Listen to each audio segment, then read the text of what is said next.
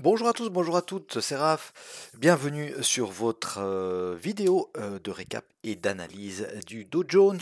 Donc on fait ça une fois par semaine, hein, si c'est la première fois que vous regardez cette vidéo. Et puis donc dans un premier temps, on va regarder ce qui s'est passé cette semaine, si nos zones ont réagi ou pas, comment elles ont réagi, est-ce qu'on les avait bien tracées, est-ce qu'on va les changer pour la semaine prochaine.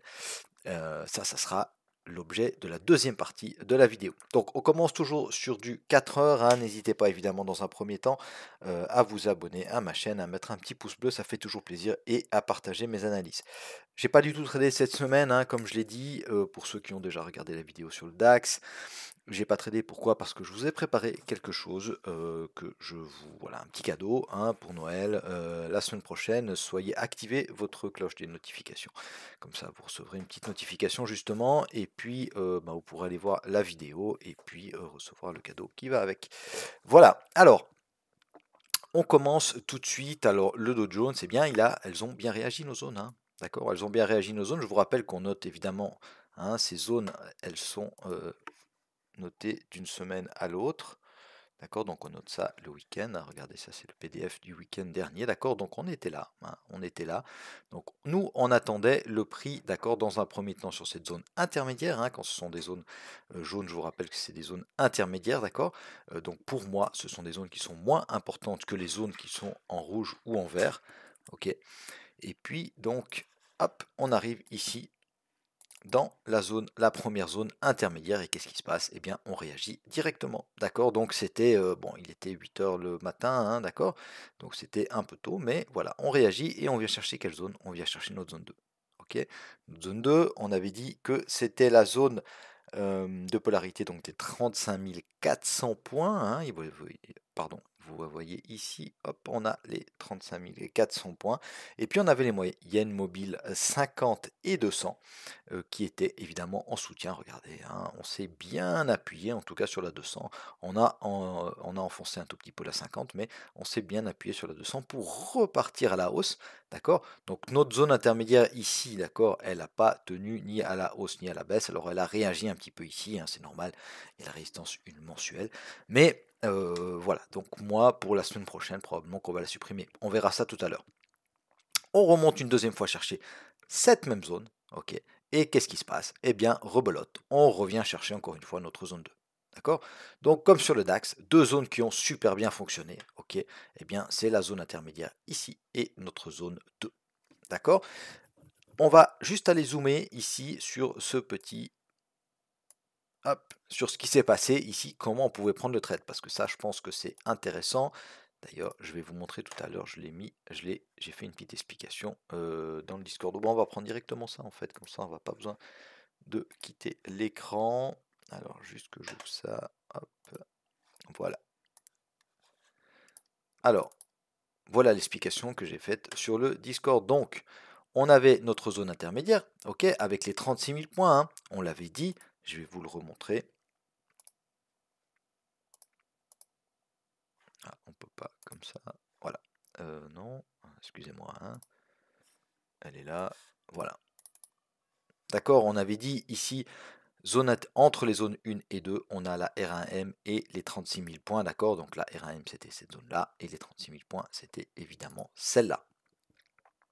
Donc, on a notre zone intermédiaire avec les 36 000 points, ok. Qu'est-ce qu'on a ici? D'accord, on a une bougie mère, ok. On a plein d'inside bar, d'accord. On casse en clôture, d'accord. Donc on rentre ici, ok. Ou alors on attend le retest. Donc il y avait moyen de rentrer encore mieux, c'était à la clôture de cette bougie-là ici. D'accord. Et puis le TP, eh bien, qu'est-ce que j'avais mis comme TP? Alors, j'ai pas pris le trade, hein, je vous précise, hein, d'accord, j'ai pas pris le trade, comme je vous ai dit tout à l'heure, j'ai pas tradé cette semaine, ok. Mais comme TP, ici, il y avait moyen de prendre le bas du mouvement, d'accord. Donc moi, j'avais mis le TP juste ici, au-dessus de cette bougie-là, d'accord. On voit qu'il y a une reprise haussière, d'accord, on est passé sous la R1M, il y a une reprise haussière. Donc moi, j'avais mis un petit peu avant d'arriver sur la R1M. Et puis, vous voyez qu'on a un ratio largement positif, hein, de 2,93, donc de 93. Voilà. Donc là, il y avait moyen de faire un joli trade. Et puis, bah, rebelote ici, hein. Alors ici, j'ai pas été regardé précisément, mais je vous laisserai faire le travail pour pas que ce soit trop long.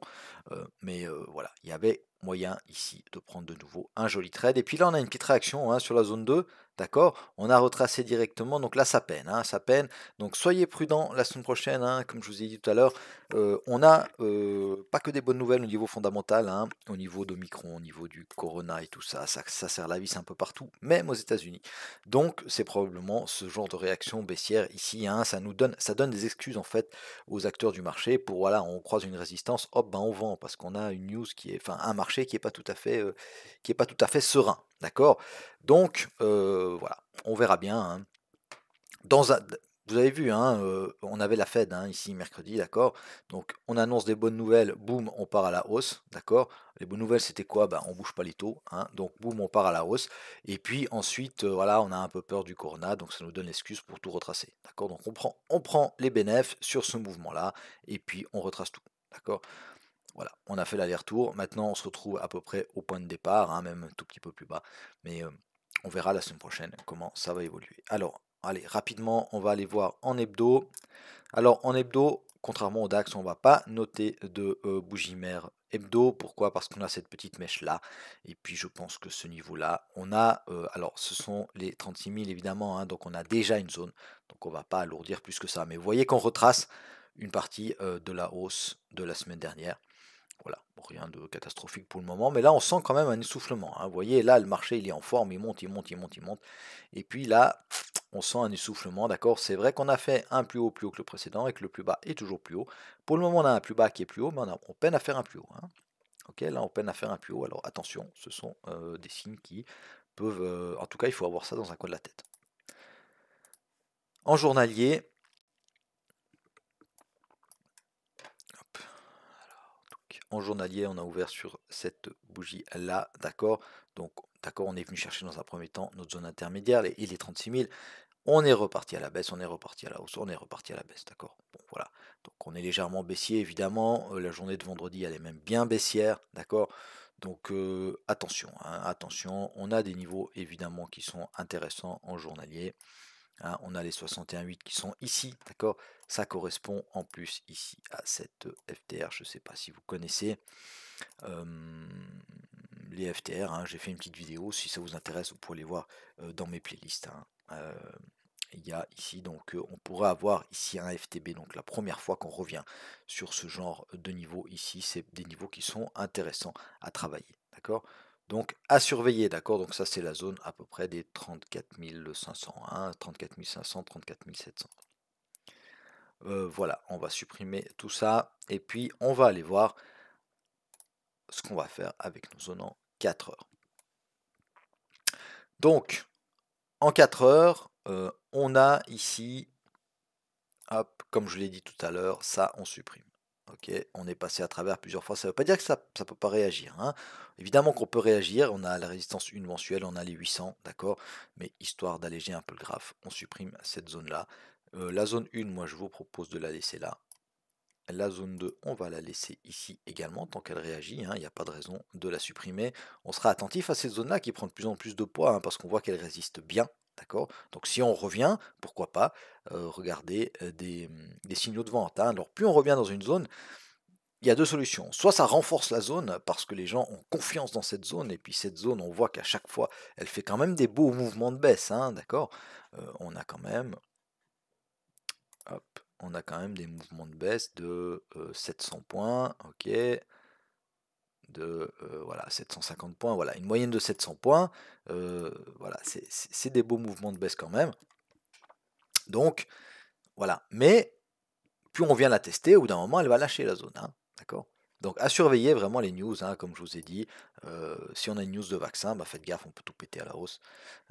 Voilà, on sent que les marchés hésitent, donc nous, on doit vraiment prendre uniquement le premium, hein, dans ces moments-là. Entre la zone 2 et la zone 3, évidemment, qu'on garde la zone du pivot mensuel. D'accord. On a ici, d'accord, une petite zone qui est intéressante aussi, hein, c'est la zone des 34 500, c'est la zone dont on parlait tout à l'heure en journalier. D'accord. Donc, pareil, hein, c'est un FTR, donc on pourrait avoir un first time back sur cette zone-là. D'accord, je vous la dessine. Moi, je vais l'enlever hein, parce que je la dessinerai si le cours y arrive. Mais on va la dessiner comme ça. Voilà. Ok, donc cette zone ici, d'accord, les 34 600, 34 500, d'accord, c'est une zone qui peut être intéressante à travailler. D'accord, si on revient ici, qu'on a une petite zone, déjà dans un premier temps pour aller rechercher le pivot mensuel. Ok, et puis ensuite, pourquoi pas, garder un petit sol pour essayer de tout remonter. Ok, et c'est d'ici, d'accord, alors la base du mouvement évidemment qu'elle est là, hein, qui nous a permis de casser tous ces plus hauts, mais pour casser ces plus hauts là, on est vraiment parti d'ici, d'accord. On a vendu un tout petit peu, d'accord, pour induire les gens en erreur, ok, et puis boum, c'est parti très très fort à la hausse, et on casse en 2 bougies, on casse ces précédents hauts là, d'accord, on se réappuie dessus, et on continue, on a même cassé ces hauts ici, d'accord.